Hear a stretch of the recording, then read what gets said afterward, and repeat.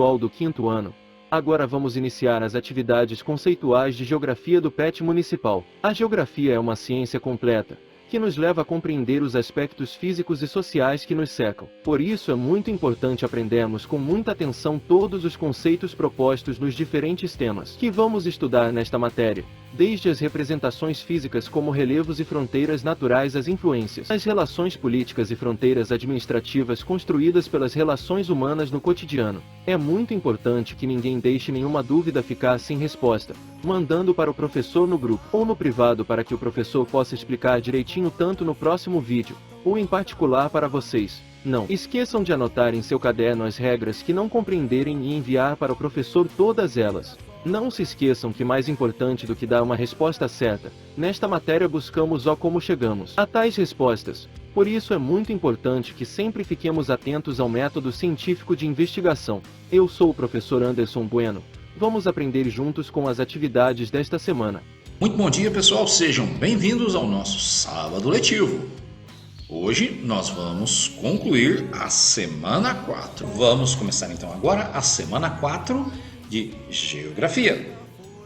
Unidade temática: Mundo do Trabalho, Objetos do Conhecimento, Trabalho e Inovação Tecnológica.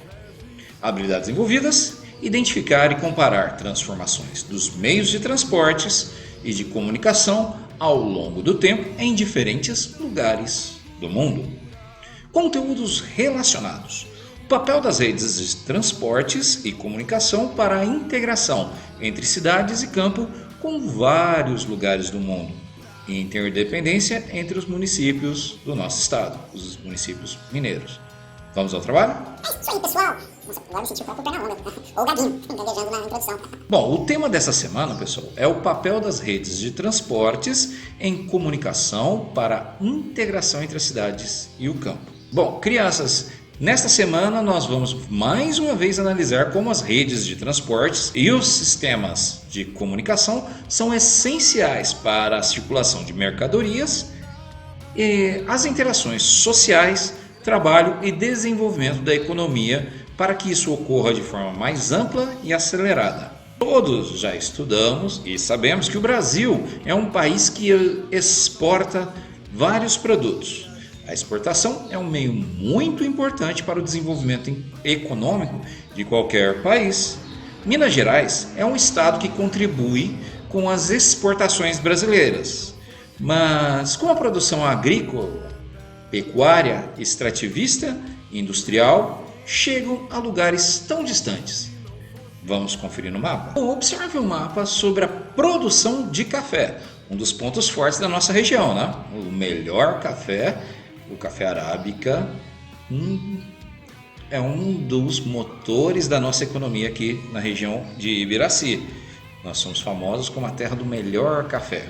Então olha só, as espécies de café no Brasil, segundo o mapa, observa na legenda. A parte verde no mapa tem a espécie robusta, a parte mais escura, robusta, canéfora, e também a arábica.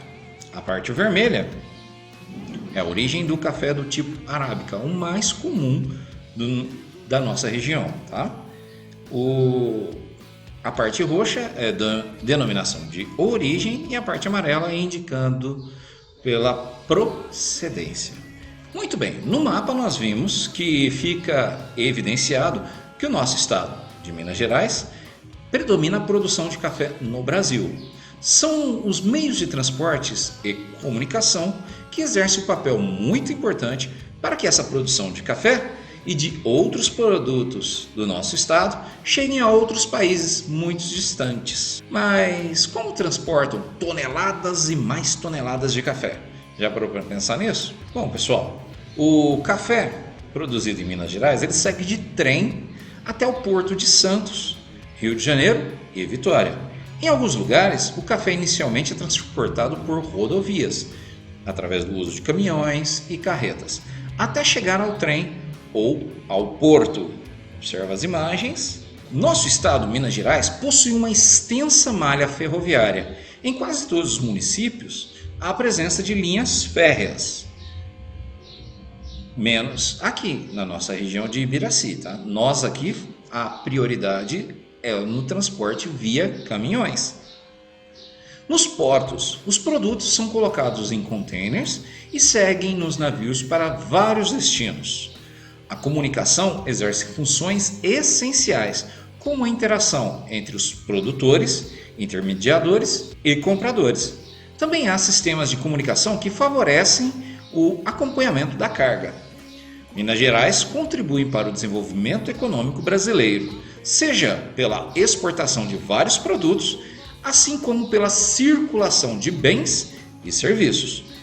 Para que os meios de transportes, caminhões, carretas, trens, aviões, entre outros, e de comunicação como rádio, televisão, internet, celular, jornais impressos e online sejam eficientes, é preciso que os poderes públicos, tanto municipais, estaduais e os federais, ou seja, os nacionais, invistam nas ferrovias, rodovias e no acesso adequado aos meios de comunicação.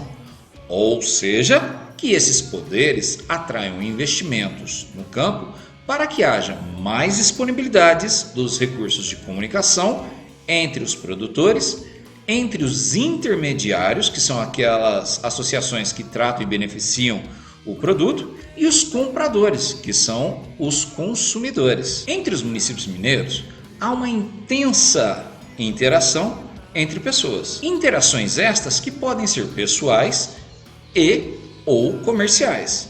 É muito importante que os produtores mineiros se comuniquem sobre a safra, custeio, destino, mão de obra, maquinário, etc. Compartilhem ideias e experiências, porque compartilhar conhecimento contribui para o desenvolvimento da prática de todos. Os municípios são interdependentes porque agricultores, pecuaristas, extrativistas e outras pessoas dependem da informação, dos meios de transportes e comunicação um dos outros. Não há como produzir e comercializar isoladamente. Bom, vamos conhecer um pouquinho mais sobre as particularidades desse maravilhoso produto chamado café. Esse produto gera muita riqueza no Brasil e há muitos anos, desde o Império. O nosso café, o café de Minas, é reconhecido como um dos mais saborosos disponíveis no mercado, internacionalmente famoso por isso. Vamos agora acompanhar o vídeo que está disponível na nossa apostila. Vamos lá? O vídeo que o professor separou para vocês está presente no site do YouTube, no canal da ABC, Associação Brasileira de Café. E o título dele é Ciclo do Café, da colheita para a xícara. Vamos acompanhar? Os amantes de café sabem, uma xícara dele contém muito mais do que uma dose de energia. E para escolher o melhor café, é preciso entender tudo o que acontece antes dele chegar à sua xícara. Tudo começa na escolha das sementes. Existem dois tipos principais: a arábica, que é um café mais delicado, e a robusta, com mais cafeína. Cada uma tem vários subtipos, com características particulares. Na hora de plantar, é preciso se atentar para a altitude, tipo de solo, terreno e clima, pois cada tipo de café tem cultivo diferente. Depois de plantado, o café leva ao menos 18 meses para dar frutos. O momento ideal da colheita é quando ele está bem vermelho. Os grãos colhidos são separados da sujeira para poder dar início à secagem, que dura de 1 mês a 45 dias. Os grãos precisam ficar com cerca de 11% de umidade para serem armazenados em tulhas para descansar. Assim, o grão já está pronto para a torra.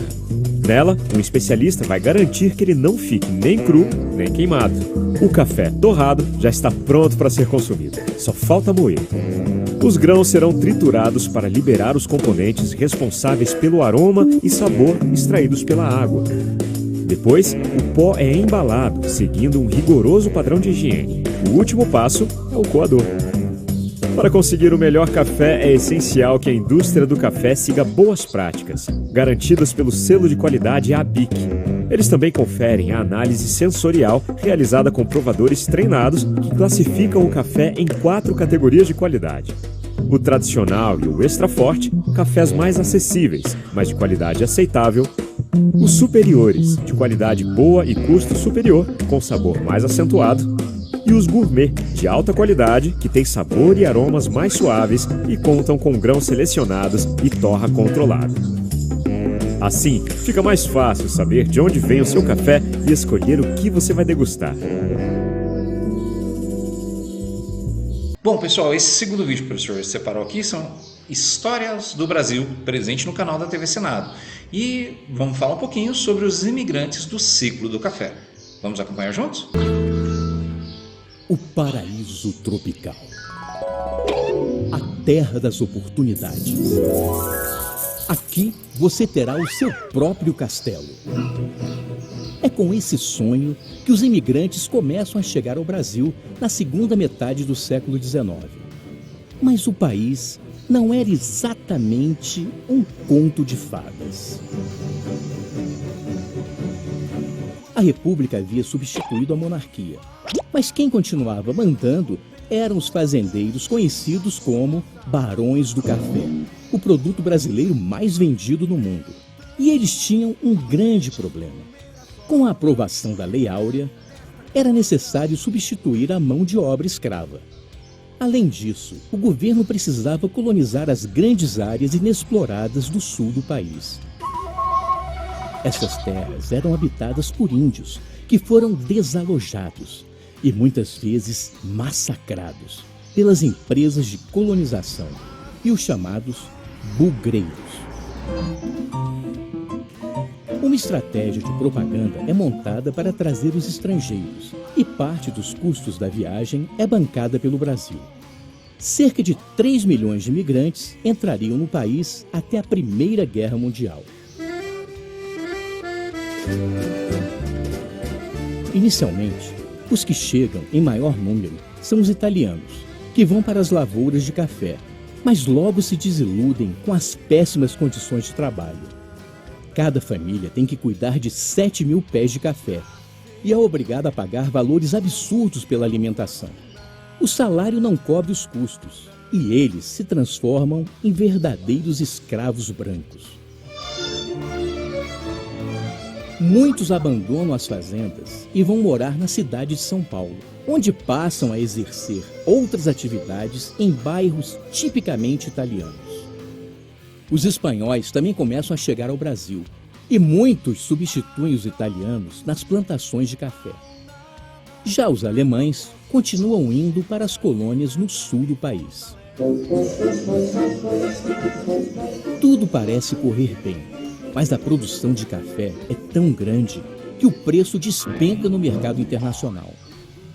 Apavorados com a crise, os governadores de São Paulo, Minas Gerais e Rio de Janeiro se reúnem no famoso Convênio de Taubaté e pedem para o governo federal comprar as safras excedentes de café. Mas Rodrigues Alves, presidente da República, não aceita e os estados são obrigados a contrair empréstimos no exterior. O Brasil tem um novo presidente, Afonso Pena, que dá um jeito de colocar a União como fiadora dos empréstimos. Esta socialização das perdas faz com que os cofres públicos paguem os prejuízos dos fazendeiros, que por sua vez vão ficando cada vez mais ricos. O plano até poderia ter dado certo. Não houve demissões e o país viveu uma certa estabilidade econômica. Mas os barões do café, que estavam proibidos de aumentar a produção, fizeram justamente o contrário. Continuaram abrindo novas lavouras só para vender o excedente para o governo.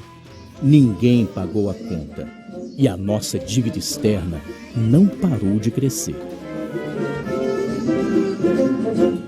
Olá, eu sou Jimmy Figueiredo, roteirista e diretor dessa série, e gostaria de convidar você para deixar um comentário sobre esse episódio.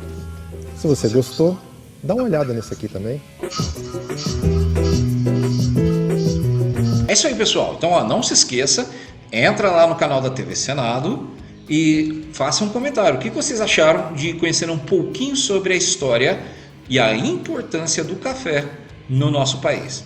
Beleza? Vamos então agora para as nossas atividades da apostila. Para a atividade número 1, você vai marcar as opções corretas em relação à importância dos meios de transportes para a produção e venda de produtos. Observa que são opções, não é apenas uma opção, hein? Então você vai voltar ao texto, observar direitinho o que está dizendo no texto antes de responder essa atividade. Vamos lá. Ó. A. Os meios de transporte mais eficientes para o transporte de toneladas de café para outros países do mundo são os caminhões.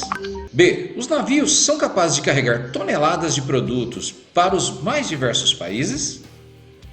C. Exportações por meio de caminhão e carretas podem ser realizadas entre países que não há oceanos ou que sejam países mais próximos.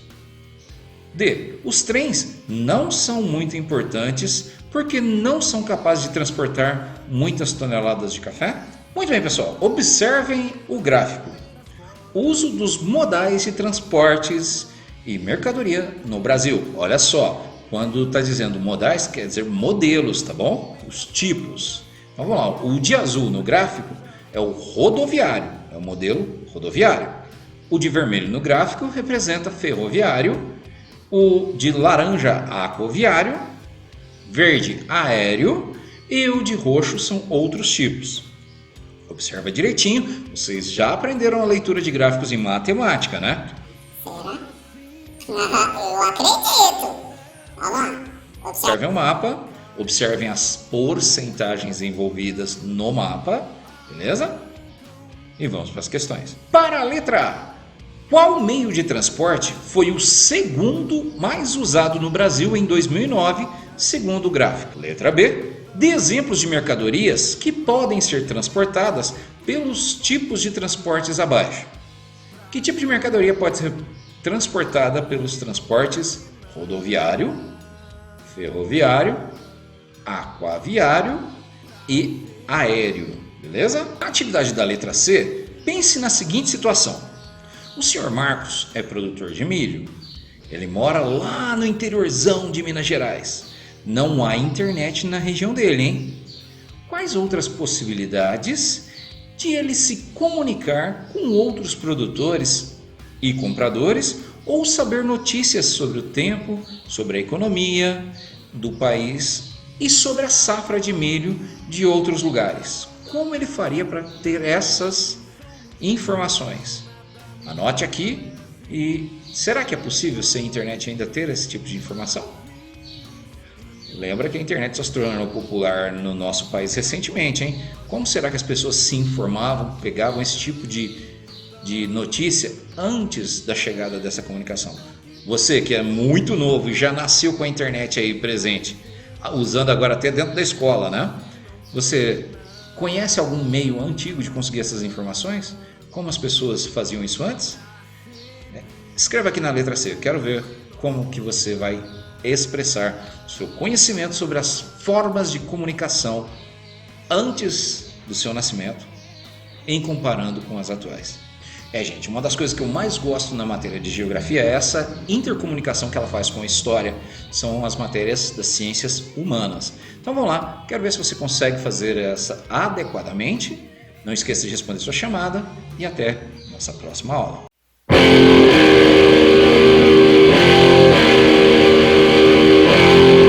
Olá, crianças do 5º ano. Hoje vamos fazer mais uma semana de atividades do nosso PET municipal. A matéria de hoje é História.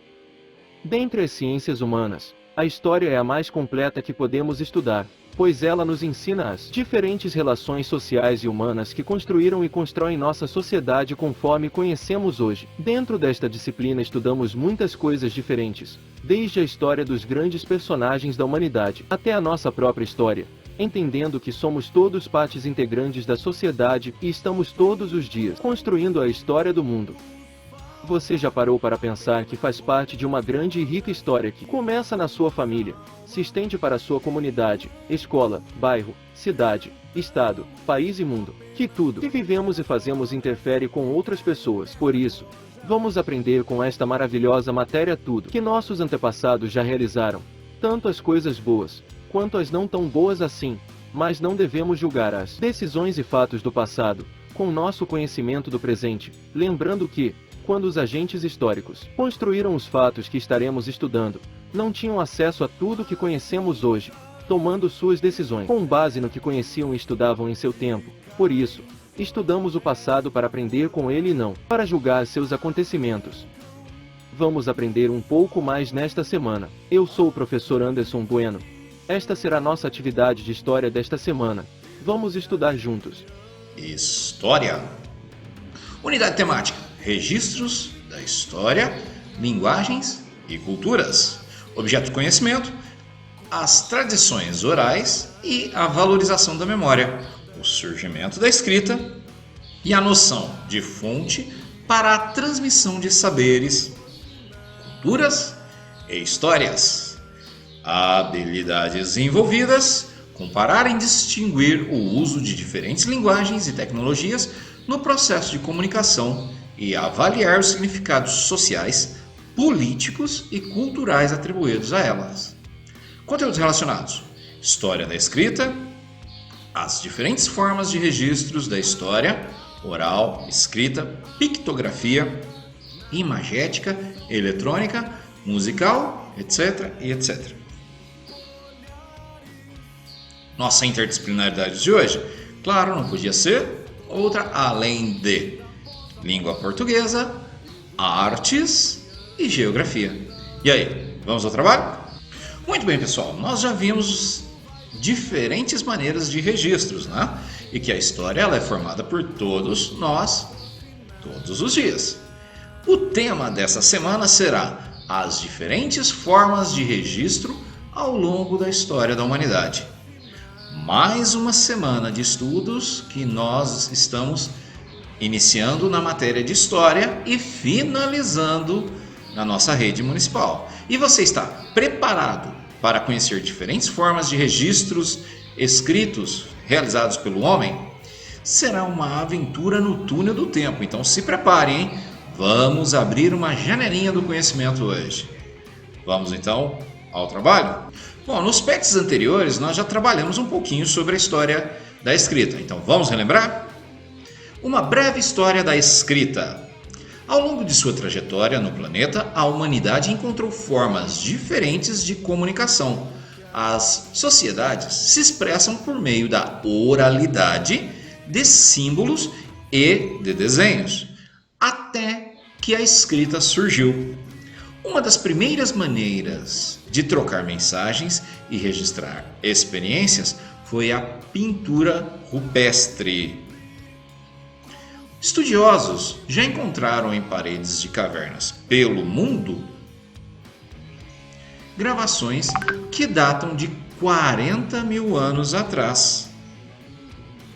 Uma escrita sistematizada aparece somente por volta de 3.500 a.C., quando os sumérios desenvolveram a escrita cuneiforme na Mesopotâmia.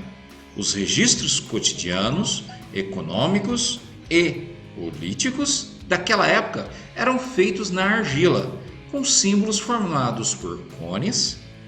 Esses mesmos momentos surgem os hieróglifos no Egito Antigo. Essa escrita era dominada apenas por pessoas poderosas da sociedade, como os escribas e sacerdotes. Muito bem, pessoal, olha só, aqui ao lado do professor estão alguns exemplos das escritas cuneiformes e hieróglifos, conforme nós já estudamos nos PETs anteriores e vocês também já fizeram essas atividades. Não se esqueça, dúvida, retome na aula dos PETs anteriores, beleza? Bom, continuando então o texto de hoje, as primeiras civilizações usaram uma série de suportes para a escrita, que são impensáveis no mundo de hoje: barro, casca de árvores, rochas, couro de animais, ossos. Vamos então agora acompanhar alguns meios curiosos que possibilitaram que a escrita se tornasse central para a humanidade. Bom, vocês se lembram, eu espero, que existem várias formas de registro que foram usadas pelos nossos antepassados, certo? As tabuletas de argila. Os primeiros pictogramas foram gravados nessa espécie de tábua de madeira coberta de argila, com um instrumento feito de algum tronco vegetal. A argila era empurrada e os símbolos eram gravados. As tabuletas eram levadas ao forno para que o registro se tornasse permanente. Óstraco. Nesse fragmento de cerâmica, na maioria das vezes quebrado, eram registrados avisos, rascunhos e mensagens curtas. A escrita era feita com objetos pontiagudos, bem mais acessível do que o papiro ou o pergaminho. O óstraco foi muito presente na vida das classes mais baixas. Papiro. O precursor do papel foi desenvolvido por volta de 2500 a.C. pelos egípcios e a partir da planta papiro, que tinha um miolo cortado em finas lâminas. Depois de secas, elas eram mergulhadas em água, na qual permaneciam por 6 dias. Outra vez secas, as lâminas eram ajeitadas em fileiras horizontais e verticais, sobrepostas umas às outras. A folha obtida era martelada, alisada e colada ao lado de outras para formar uma longa fita que era depois enrolada.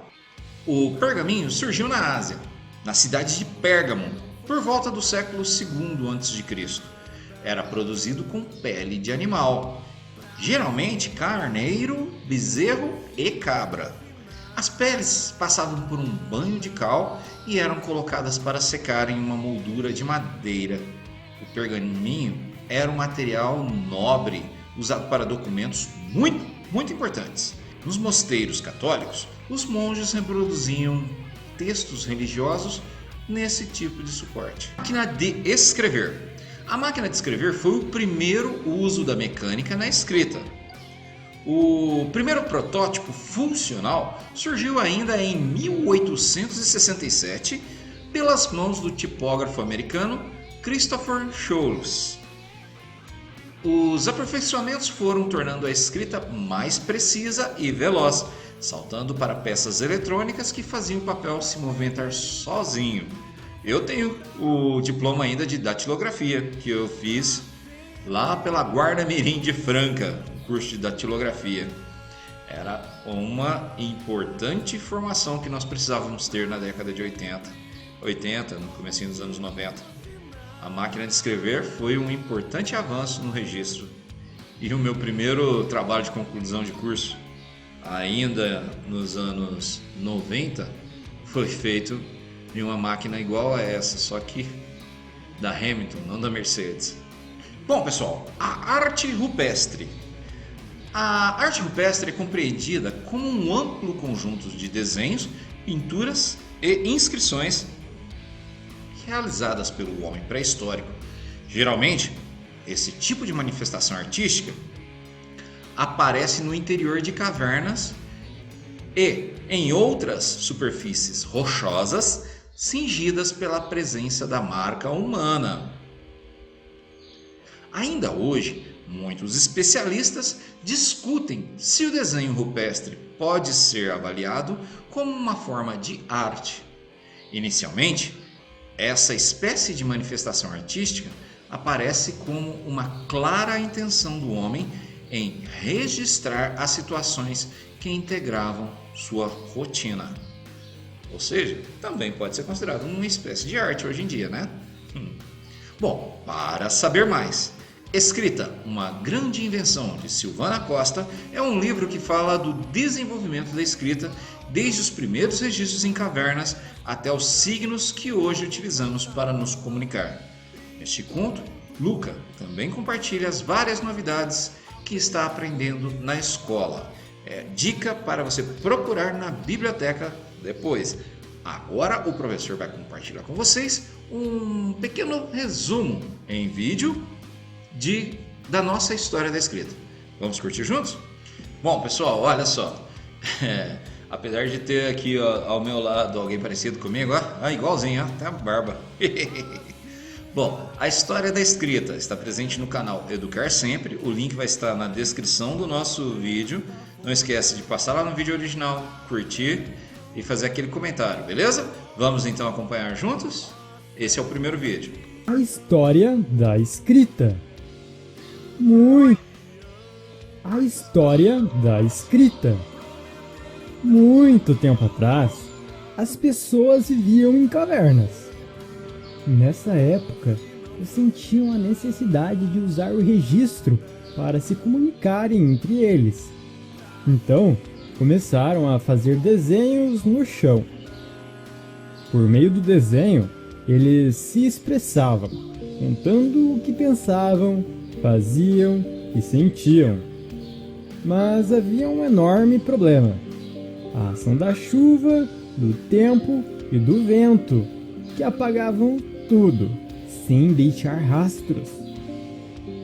Foi assim que tiveram uma brilhante ideia: desenhar nas paredes das cavernas, e assim deixar os registros bem protegidos. Porém, naquela época, as pessoas se mudavam muito, em busca de alimentação. Toda vez que acabavam os recursos que haviam naquele lugar, o alimento ficava difícil de ser encontrado. Quando isso acontecia, tinham que deixar tudo aquilo que haviam registrado. Suas histórias, suas memórias eram deixadas para trás, junto com o antigo lar. Elas ficavam ali, e isso era muito triste, pois iria fazer falta e, se por algum motivo quisessem manter os seus registros, teriam que fazer tudo novamente em outro lugar. Foi então que tiveram a ideia de desenhar em argila úmida, material que também era usado para fazer as suas panelas. Assim, ficava mais fácil transportar as placas junto com os demais pertences. O tempo passou e as pessoas perceberam que o desenho não dava conta de ser claro o bastante para garantir a comunicação com precisão, de modo que atendesse à necessidade. Muitas vezes, tornava a comunicação confusa e não conseguiam se entender. Ou seja, aquele que desenhava não era compreendido da forma como desejava por quem recebia o recado. Foi assim que chegaram a uma conclusão: que, se criassem símbolos, poderiam se comunicar melhor, mesmo à distância ou em tempos diferentes, pois cada símbolo teria um significado comum entre elas, e todas as pessoas se entenderiam melhor. E assim fizeram. Porém, conforme iam usando, foram percebendo que algo estava falho. Iam melhorando os símbolos para atender às necessidades. Assim, foram aperfeiçoando, até que chegaram nas letras como conhecemos hoje. Entretanto, elas também tiveram uma história. Sofreram modificações até chegar à forma que hoje conhecemos. Agora, cada letra passa a representar um som, e juntando elas, torna-se possível comunicar com as pessoas, registrando palavras e formando significados. Mas preste atenção! Isso só se é possível se aprender como funciona esse sistema. Caso contrário, não vai conseguir ler o que está escrito, e nem escrever de forma que outra pessoa compreenda. Existem diversos sistemas, mas o conjunto de letras que usamos em nosso sistema de escrita se chama alfabeto, e ele é composto por 26 letras: A, B, C, D, E, F, G, H, I, J, K, L, M, N, O, P, Q, R, S, T, U, V, W, X, Y, Z. Hoje, em nossa sociedade, é fundamental aprender a usar a linguagem de escrita. Ela se tornou tão essencial que está presente em todos os lugares. Os registros podem ser feitos em diferentes locais, no papel ou até mesmo no mundo virtual.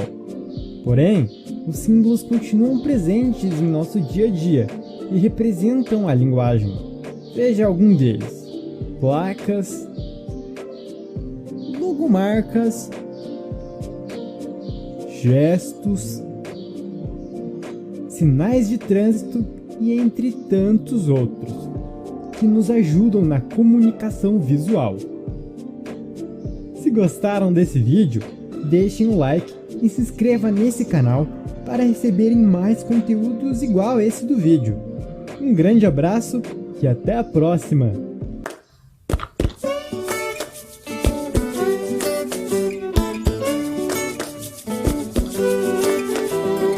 Eles escreviam em outros lugares, na pedra, na rocha, mas depois que surgiu o papiro, eles... Nós somos a linha do tempo. Vamos falar pra vocês da beleza dos mistérios da escrita. Como surgiu, evoluiu, como se fez. 1, 2, 3 e tudo começou com o nosso tata, tataratata, tataratata, tataravô. A família se abrigava na caverna pra comer e pra morar. Não tinha lápis, nem caneta, nem papel pra rabiscar,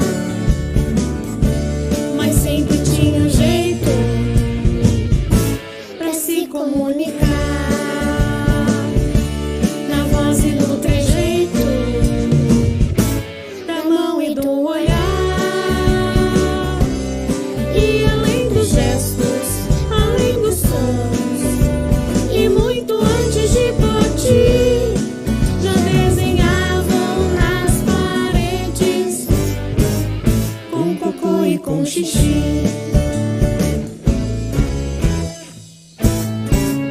Direto pra Mesopotâmia, de olho em mais um informe.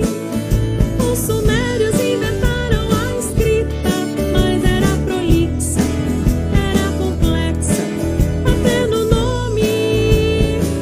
Cuneiforme. Tudo em placas de argila, com muitos símbolos, com muitos códigos, tudo difícil de decifrar. Lá no Egito, mais um nome esquisito pra dizer e decorar. Hieróglifo. 1000 desenhos numa pedra, é um empenho de lascar. Mas era a escrita que tinham pra usar, sagrada e bendita, na forma de ensinar. E os escribas, no fim do mês, ficavam cobertos de pó, escrevendo textos em leis, e o que mandava o faraó. Era muito diferente a letra. E difícil de fazer. Tipo, era A letra deles são símbolos, desenhos. A letra A era parecido com uma chave. O V era tipo uma cobra. Preste atenção nesse furo, chega de tanta pedreira. Revolucionaram a escrita, não é mais na placa, não é na rocha. Onde é que é? No papiro. A primeira folha de papel veio dessa planta que não alimenta, mas recebe tinta, fácil pra escrever. A notícia viajou para a Fenícia, que criou um alfabeto Sem vogais, A peripécia vem da Grécia, que fez outro mais completo.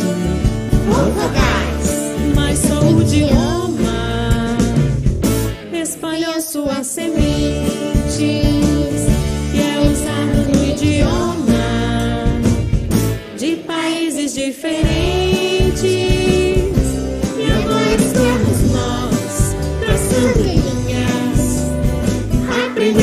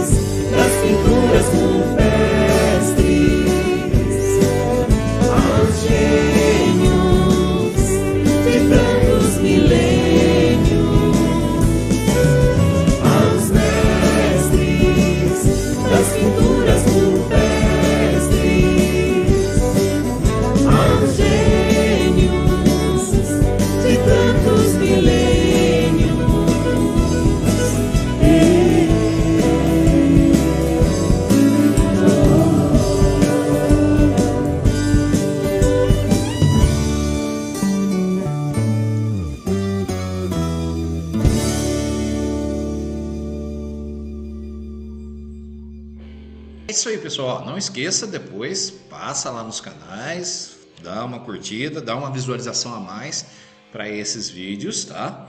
Faça aquele comentário, agradeça pela presença e vamos para as nossas atividades. Vamos lá?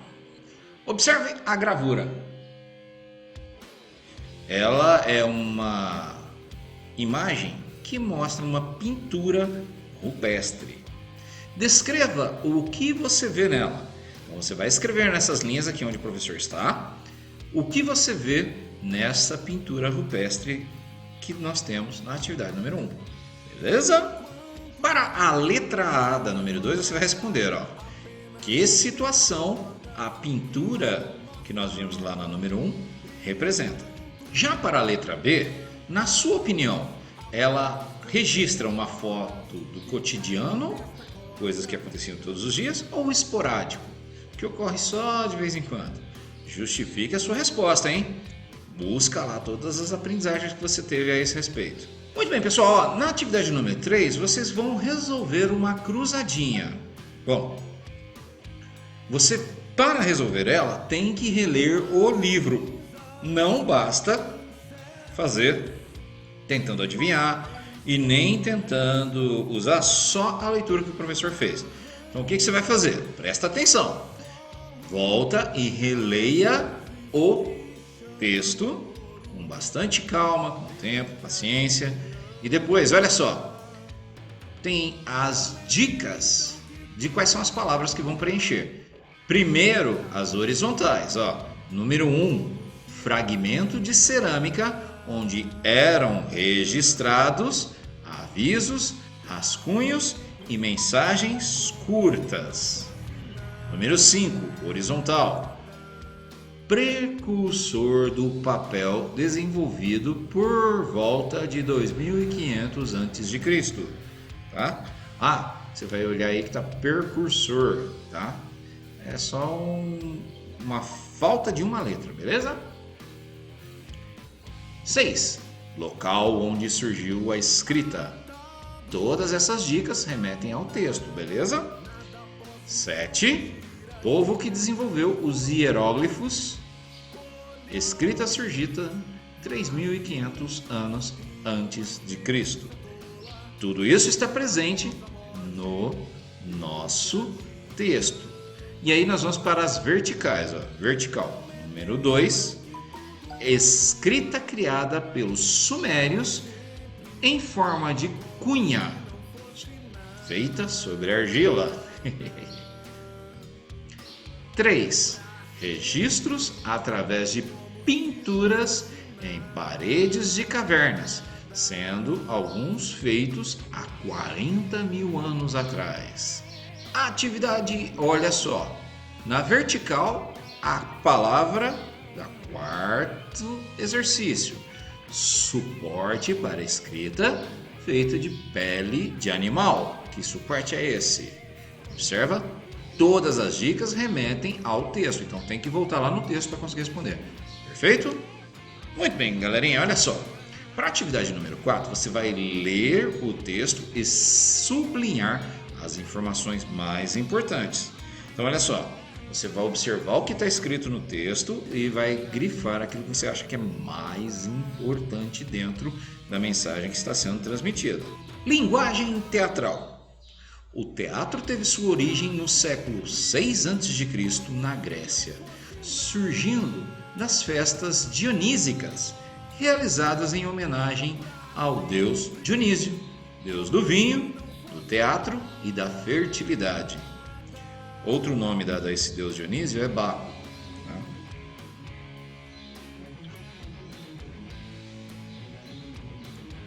Essas festas, que eram rituais sagrados, procissões e recitais que duravam dias seguidos, aconteciam uma vez por ano na primavera, períodos em que se faziam a colheita do vinho naquela região. Você não colhe vinho, pessoa, você colhe a uva. Tá bom, gente, mas é o texto que está falando errado, tá? Que se colhia a uva e aí transformava ela em vinho, tá? Vinho não dá em árvore, a gente não colhe vinho. A gente transforma o fruto da vide, a uva, em vinho. A linguagem teatral pertence ao gênero dramático e tem a dramaturgia como elemento primordial. A palavra drama origina-se do grego, que significa ação. O texto teatral teve seu papel de destaque na Grécia Antiga. As peças apresentadas baseavam-se nas tragédias, uma vez que as mesmas tinham o objetivo de levar aos espectadores a catarse, isto é, a purificação da alma por meio da libertação das emoções. Os conflitos envolviam problemas de poder e honra e eram vividos por personagens representados pela classe social privilegiada. Muito bem, pessoal, olha só. Para a atividade de número 5, analise as proposições abaixo e marque um X na alternativa verdadeira. Será que tem só uma? Será que tem mais de uma? Então, observe, ó. Letra A, alternativa A. Na Grécia Antiga, as peças teatrais baseavam-se nas comédias.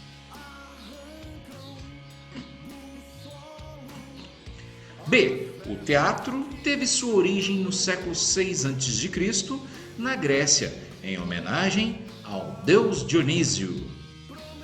C. O teatro originou-se na Grécia a partir de costumes pagãos, não ligados à religião. D. O texto teatral na Grécia Antiga tinha o objetivo de levar os espectadores a libertarem as suas emoções e se livrarem das suas imperfeições. E aí? Muito bem, pessoal. Com isso a gente finda essa parte da aula de História. Vamos então para a próxima aula de hoje. Não esquece de mandar foto das atividades realizadas, hein? Estou recebendo pouquíssimos registros de vocês. Quero receber mais.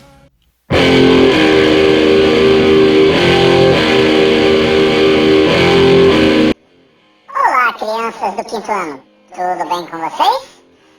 Nosso estudo de hoje será sobre o ensino religioso. A religião é parte muito importante da cultura humana, estando presente em diferentes formas e diferentes maneiras, desde os primórdios do surgimento das primeiras motivações religiosas, se deu junto com os primeiros registros de seres humanos.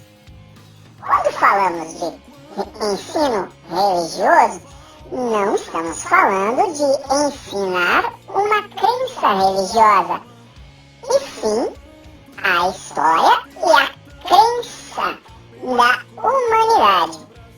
Então vamos aprender um pouquinho sobre a formação cultural das diferentes crenças em nossa história. A partir desse PET estaremos observando as culturas e as formações tão importantes para todos nós, seres humanos. E aí, vamos estudar um pouquinho juntos? Vamos aprender juntos? Eu sou o professor Anderson Bueno e esta é a nossa aula sobre ensino religioso. Vamos ao trabalho? Muito bem, pessoal, dando continuidade na aula de hoje, vamos agora para a semana 4 da matéria Ensino Religioso. Unidade temática, crenças religiosas e filosofia de vida, objetos de conhecimento, ancestralidade e tradição oral. Habilidades envolvidas: identificar e respeitar elementos da tradição oral nas culturas e religiosidades indígenas, afro-brasileiras, ciganas, entre outras, tendo como referências aquelas existentes na comunidade e ou localidade. Conteúdos relacionados: elementos da tradição nas culturas e religiosidades indígenas, afro-brasileiras, ciganas, entre outras. Muito bem, rituais indígenas.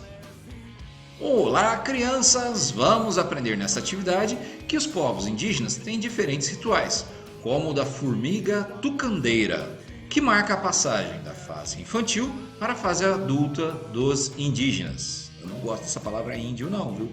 Tive bastante aula com o professor Daniel Munduruku para saber que a palavra indígena é mais adequada do que a palavra índio.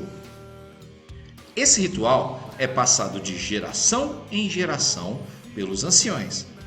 Leia o texto abaixo com muita atenção. Apresentação: Tucandeira, o ritual de iniciação masculina do povo Sataré Maué. O ritual da Tucandeira, realizado pelo povo indígena Sataré Maué, é uma forma de iniciação masculina, de passagem da infância para a vida adulta. Uma prática repassada de geração em geração, que mesmo com a pressão da sociedade moderna, se mantém viva. Considerado pelos indígenas como um ato de força, coragem e resistência à dor, o ritual consiste em vestir uma luva cheia de formigas tucandeiras e resistir por ao menos 15 minutos. Além da representatividade da bravura masculina, o ritual também simboliza uma proteção para o corpo. Segundo a crença dos Sataré Maué, a ferroada da tucandeira funciona como uma espécie de proteção. Durante o ritual, o jovem deve se deixar ferroar no mínimo 20 vezes. Para isso, coloca as mãos dentro do saaripé, uma luva de palha feita pelos padrinhos, que são os tios maternos do iniciante. Durante o ritual, a comunidade toda canta e dança ao lado do adolescente, em especial as mulheres solteiras, que buscam maridos fortes e corajosos. O ritual começa no dia anterior, com a captura das formigas vivas e com ferrão, com o uso de folhas de caju branco. Enquanto as tucandeiras são conservadas em um bambu, os meninos têm seus braços pintados com uma tintura preta de genipapo, feita por suas mães. Em seguida, com um dente de paca, eles começam a riscar a pele dos meninos até sangrar. No dia da cerimônia, as tucandeiras são colocadas em uma bacia com uma tinta anestésica de folha de cajueiro. Quando estão adormecidas, as formigas são postas na luva, com a cabeça para fora e o ferrão para dentro, na parte interna do saaripé. Não há um período certo para a realização do ritual e é organizado conforme a vontade de quem deseja ser iniciado. Bom, pessoal, eu vou mostrar para vocês agora um vídeo de um biólogo, o Richard Rasmussen, que participou desse ritual, o ritual das formigas. Vamos acompanhar então? Olha, não se esqueça que o Richard, ele é um cientista, é um pesquisador e participou do ritual como parte da sua profissão, tá? Como cientista, biólogo e antropólogo, conhecendo um pouco mais. E a experiência que ele vai mostrar pra gente aqui é para que a gente conheça e valorize esse ritual. O ritual da formiga tocandeira. Vamos dar uma olhada? Eu queria... Você, Richard, você é o cara que faz umas coisas muito malucas.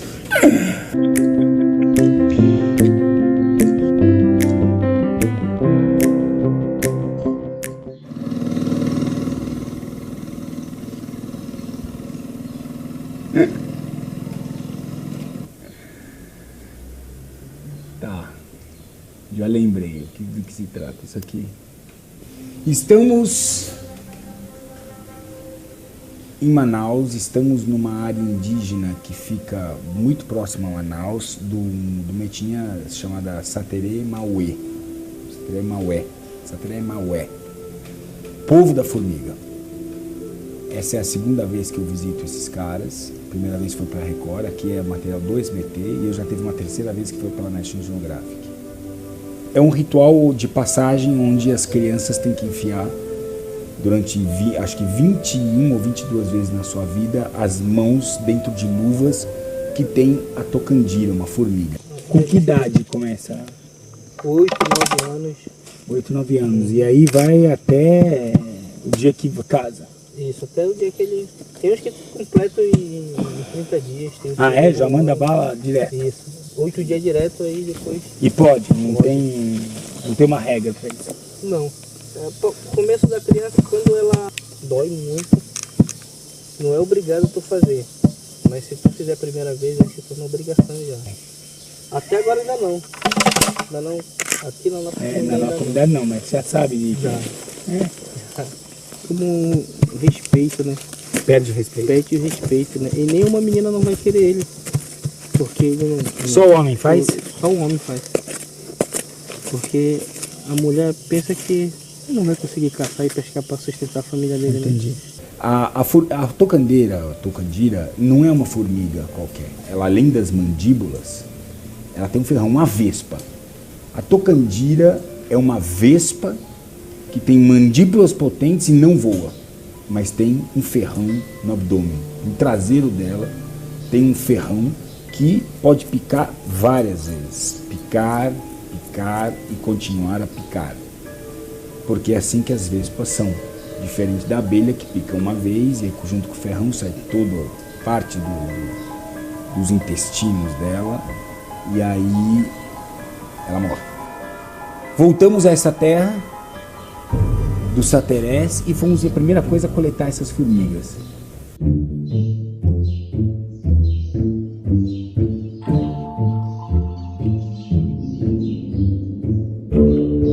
As formigas são bichos que não dormem nunca. São surdas e não enxergam mal. O seu senso maior é através do cheiro. Através dos cheiros é que elas conseguem se comunicar umas com as outras e elas recebem essa informação através das antenas, que são receptores químicos.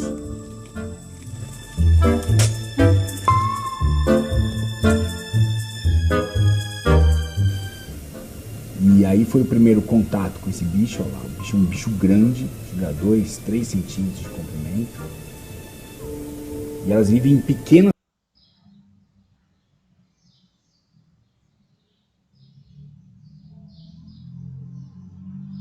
colônias, normalmente no pé de uma árvore. Você vê logo que ali tem um ninho pelo jeito da coisa, você percebe que tem um ninho e aí eles vão lá e futucam, né? Eles abrem um espaço lá, começa a soprar lá dentro, soprou lá dentro, elas vêm com vontade.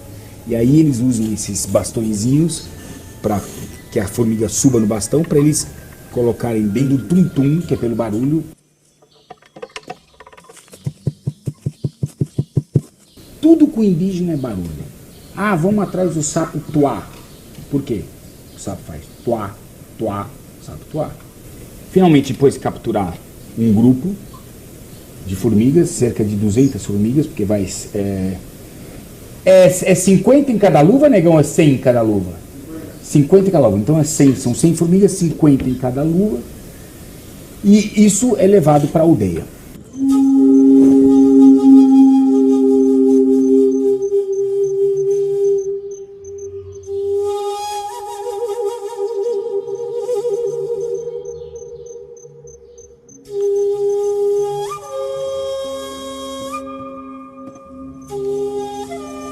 A folha de cajueiro é usado para adormecer as formigas, porque elas têm que ser colocadas nas luvas e para isso tem que ser manipuladas. Não pode ser manipuladas daquele jeito que vocês viram saindo do buraco, né? Então para isso eles põem esse bicho aqui para dar uma dormida.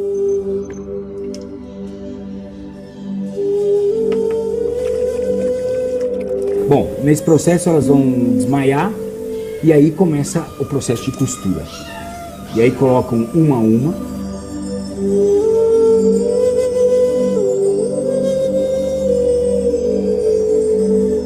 Ó, parece que tá morto o bicho, mas não tá. Tá desmaiado. É isso que ele tá. Mas daqui a pouco ela volta.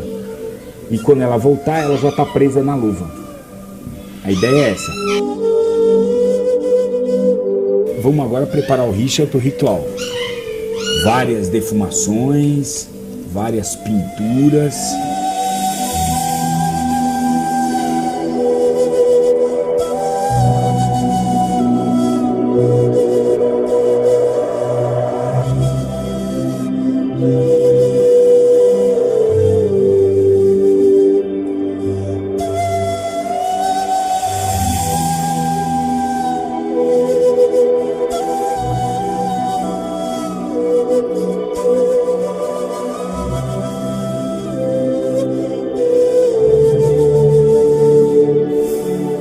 E eu já estava um pouco tenso, posso perceber, porque eu sabia que ia me lascar e sabia que ia doer muito.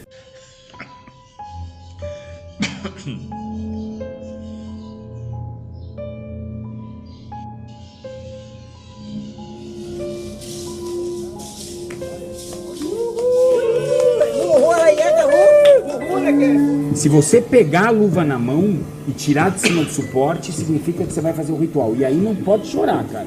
Não tem como. Vai fazer o ritual. Ih, pronto.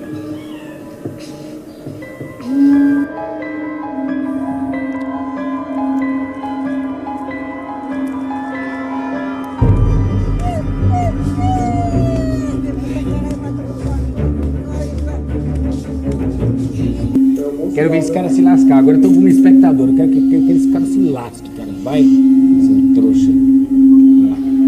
Vai. Ai, quase se cagou todo aí. É um moleque.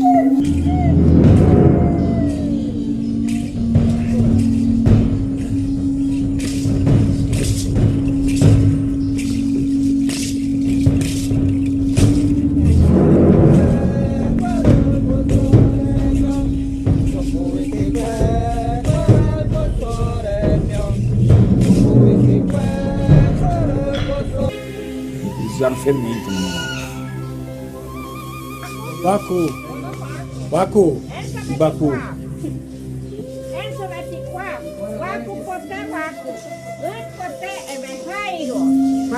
É um momento de muita alegria, mas de muita dor junto.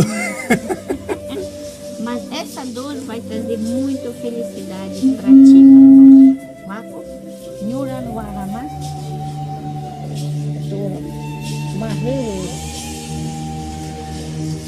Waku, muito obrigado, muito obrigado. Obrigado, Samu. Obrigado. A gente se vê daqui a pouco.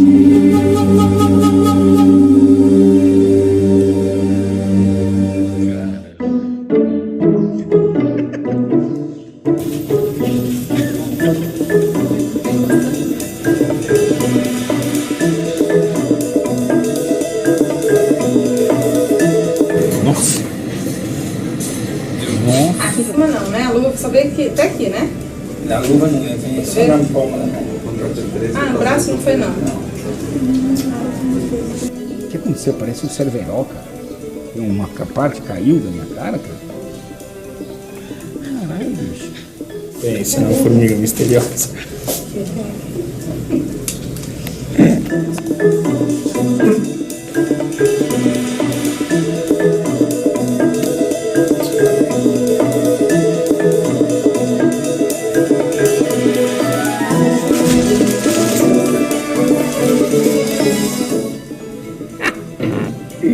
Se lascou, né? Que burro, cara.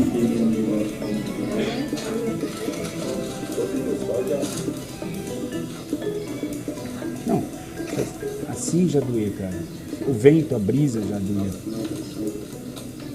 Olha o olho, cara. Já tá desfazendo o tecido. Pensa no que ele tá horrível. Parecendo o coco batendo dela. Você tomou uma surra. Ah, eu queria... Ah, você, Richard, você é o cara que faz umas coisas muito malucas. Mas você faz tudo pela audiência. Isso é muito bom, porque a gente paga pouco e eu ganho muito.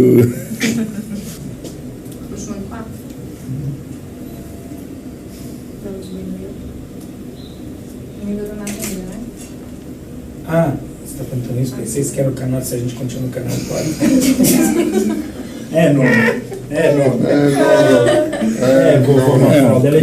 Continua no 4, entendi. Sim, continua por enquanto. Ninguém fez oferta melhor por enquanto.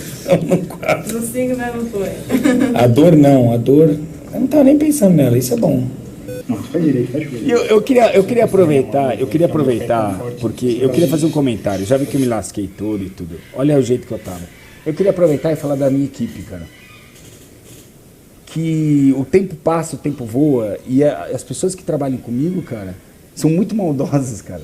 Elas não sei se tem raiva de mim, cara, porque eles querem eu, depois que eu tô ali lá, em vez de, eu tô tendo meu trabalho é esse, cara, em vez de ajudar e ter compaixão, cara, o cara vai e...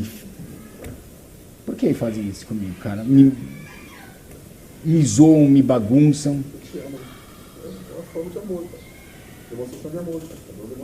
Aonde, cara, na forma de amor? Negão, você é o meu. Você sabe que você é o cara, né? Obrigado.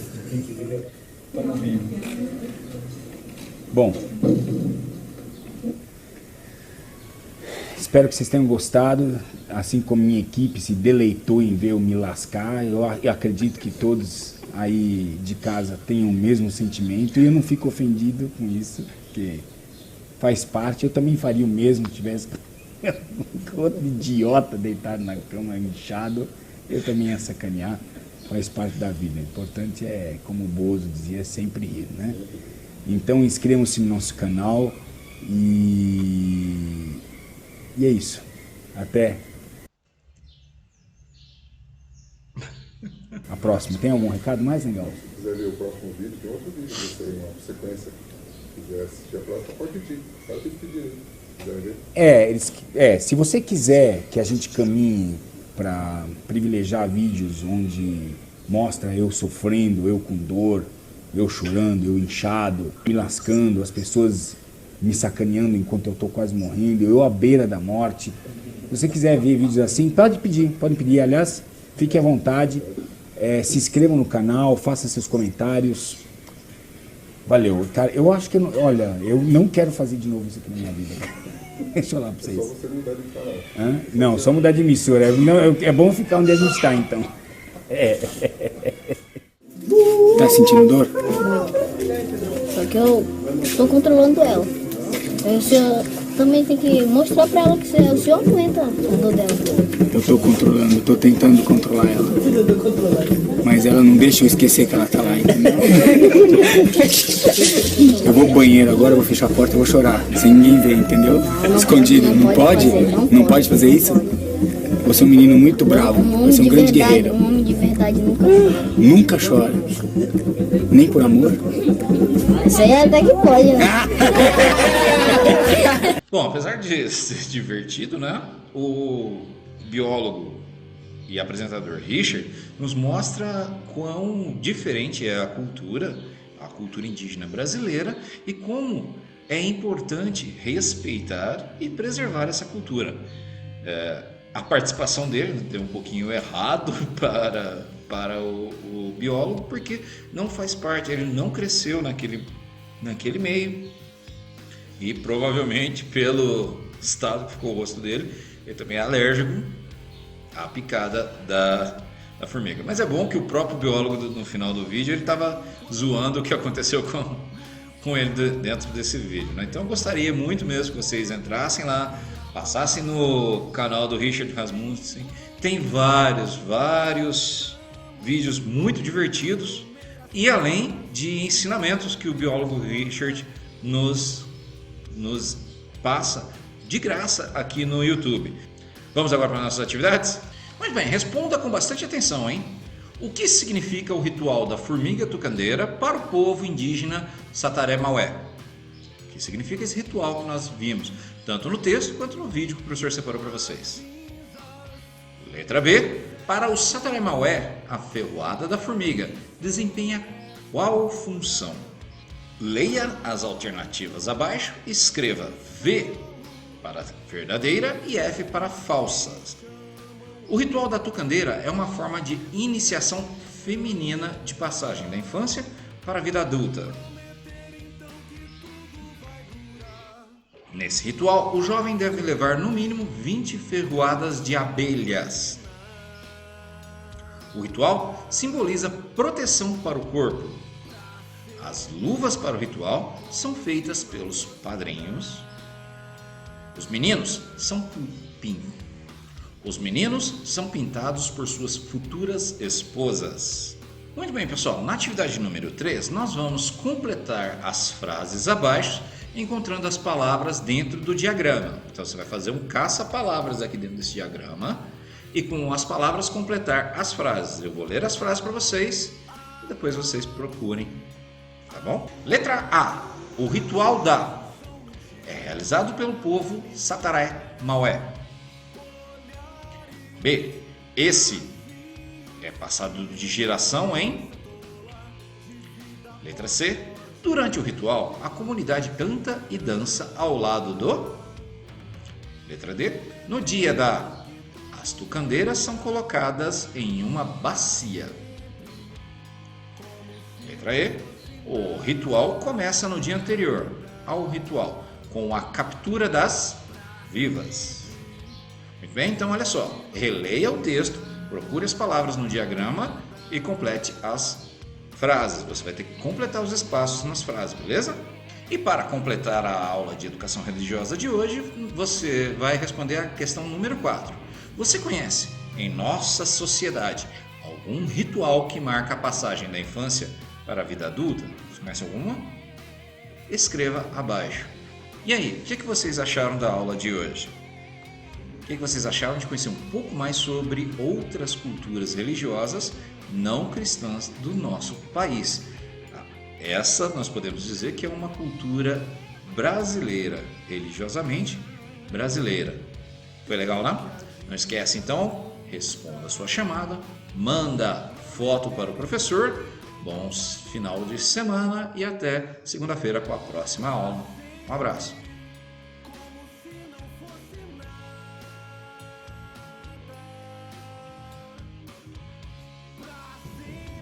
Eu voltarei.